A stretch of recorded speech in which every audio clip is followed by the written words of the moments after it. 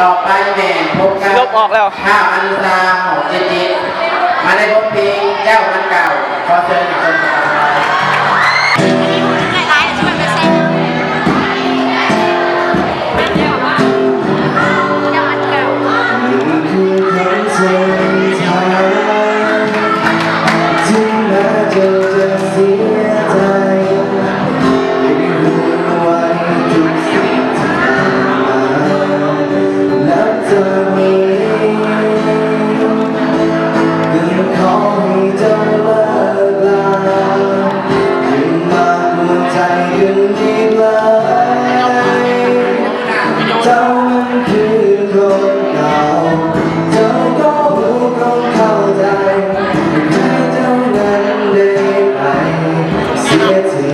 มันโตมันบ่ปล่อยมันโตมันกึ่งไว้เสียงมันสั่น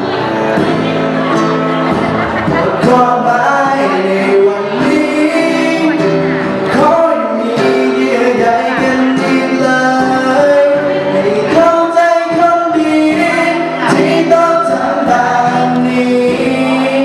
คือเพื่อจ้องเต็มที่และน้ำตาจะกระทบ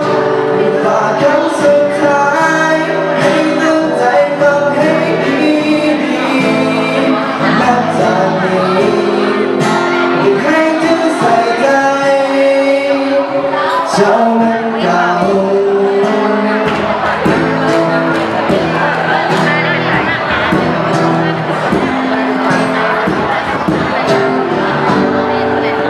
ใจที่เจ้าฝากไว้ตอนนี้มันเปลี่ยนไปอยากจะให้ใครดูสิ่งที่คอยทำเพื่อก่อนเจ้าเองที่เอาให้กันใจเต็มอีกแล้วเจ้าคือคนเก่าเจ้าก็รู้ต้องเข้าใจให้เงินได้ไปเสียทีเจ้าคือคนเก่าหมดความหมายในวันนี้ขอให้มีเยื่อใยกันอีกเลยให้เข้าใจคนดีที่ต้องทำแบบนี้